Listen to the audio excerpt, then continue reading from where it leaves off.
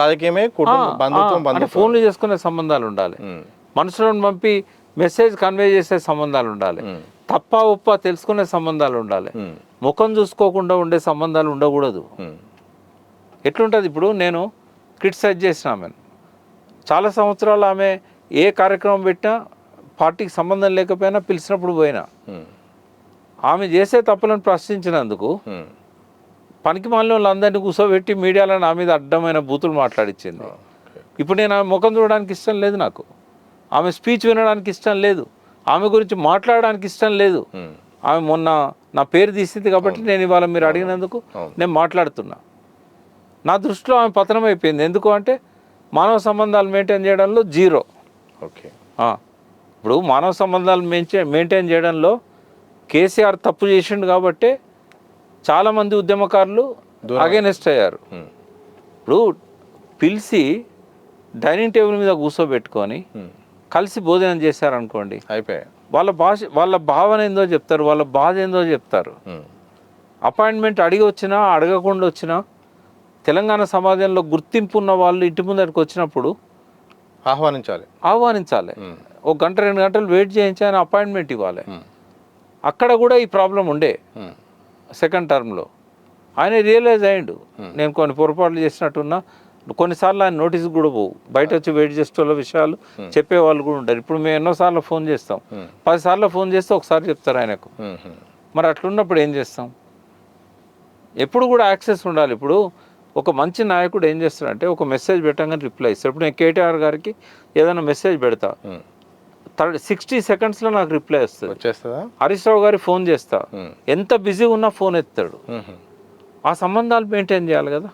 సరే సీఎం ఉన్నప్పుడు అది సాధ్యం కాదు, కనీసం అక్కడ ఉండే వాళ్ళన్నా కమ్యూనికేట్ చేయాలి కదా. గంటల కొద్ది రోజుల కొద్ది చేయకుంటుంటే ఎట్లా? అంటే ఆ తప్పు ఏదైతే ఆయన చేశాడో దానివల్ల చాలా నష్టం జరిగింది. దాన్ని రియలైజ్ అయ్యింది ఆయన. ఇప్పుడు అటువంటి పరిస్థితి ఉండదు ఇప్పుడు.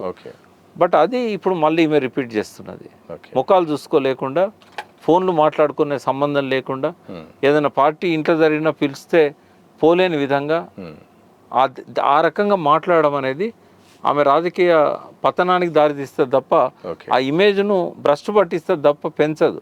ఇప్పుడు ఆమె మెయిన్ స్ట్రాటజీ ఏంటంటే తన మీద వచ్చిన ఆరోపణ, ఆ జైలు జీవితము, ఇదంతా ప్రజలు మర్చిపోవాలి కాబట్టి నేను ఏది మాట్లాడినా సెన్సేషన్ కావాలి, మీడియా అంతా నేను చెప్పింది రాసుకోవాలి. కానీ ఎప్పుడు కూడా ఎవరు మర్చిపోరు.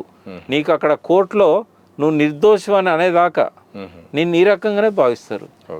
ఇంకా ఎంత ఘోరంగా మాట్లాడతారంటే ఆమె గురించి జనాలు పోయి ఆ కేజ్రీవాల్ను కూడా భ్రష్టు పట్టించింది అని చెప్తారు.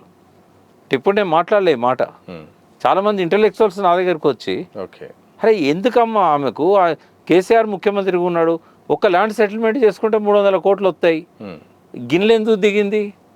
పోయి ఆ కేజ్రీవాల్ ఒక్కడే దేశంలో మంచి ఆఫీసర్ ఉన్న వ్యక్తి పార్టీ పెట్టి వాళ్ళ ఆదర్శవంతమైన పాలన ఇస్తున్నాడు అని చెప్పి అందరు అనుకునే సమయంలో ఆయన కూడా భ్రష్టు పట్టించింది కదా అని మేధావుల దగ్గర నుంచి ఇటువంటి బాధపడతాం మేము. ఇటువంటి తెలిసినప్పుడు నేను ఆమె డిఫెండ్ చేశా.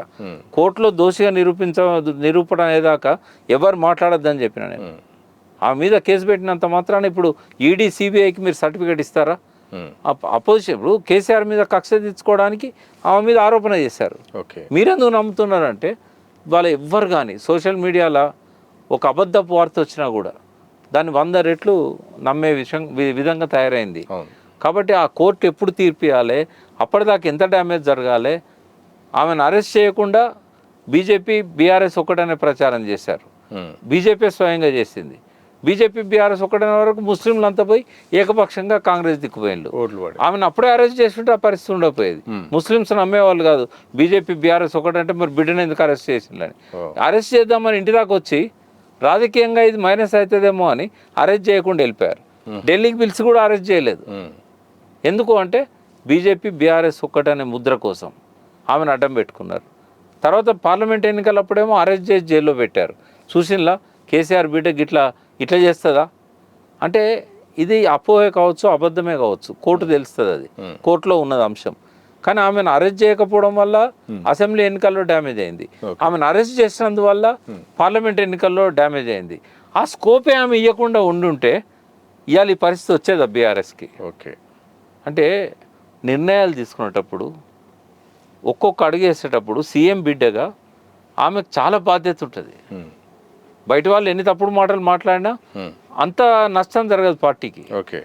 కానీ ఇంటి మనిషిగా ఆమె చేసే ప్రతి అడుగు, ఆమె వేసే ప్రతి అడుగు, ఆమె మాట్లాడే ప్రతి మాట డైరెక్ట్గా అది ఆ కుటుంబాన్ని మీద ఎఫెక్ట్ అవుతుంది, దానివల్ల రాష్ట్రం మీద ఎఫెక్ట్ అవుతుంది.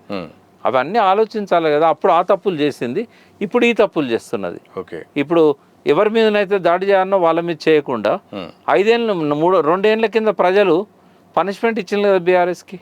ఇంకా మనము ఆ పాత బీఆర్ఎస్ మీదనే ఎందుకు కామెంట్ చేయాలి? కొత్తగా ఉన్న రేవంత్ రెడ్డిని ఎందుకు అడగకూడదు? ఏ ఏ ఏ సమస్య ఉన్నా వాళ్ళంటే పట్టించుకోలేదు, నువ్వెందుకు పట్టించుకుంటలేవు అని నిలదీయాలి కదా. చేయట్లేదు కదా ఆమె. ఆమెను ఆమె సరిదిద్దుకోవాలి.